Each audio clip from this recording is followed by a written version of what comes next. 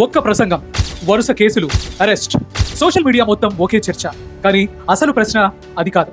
ఒక నాయకుడు ఎన్నికల సమయంలో మాట్లాడిన మాటలను 2 ఏళ్ల తర్వాత ఇంకొకరు వేదికపై అదే తరహాలో ప్రస్తావిస్తే రైట్ టు స్పీచ్ పేరుతో అది చట్టబద్ధమైపోతుందా? ఇక్కడే చాలా మంది మిస్ అవుతున్న ఒక కీలకమైన విషయం ఉంది. భారత రాజ్యాంగంలోని ఆర్టికల్ 19(1)A ప్రతి పౌరుడికి భావ ప్రకటన స్వేచ్ఛ ఇచ్చింది. కానీ ఆర్టికల్ 19(2) అదే హక్కుకు ఒక గీత కూడా గీసింది. ప్రభుత్వాన్ని ప్రశ్నించండి, విధానాలను విమర్శించండి, నాయకులను నిలదీయండి, అది మీ హక్కు.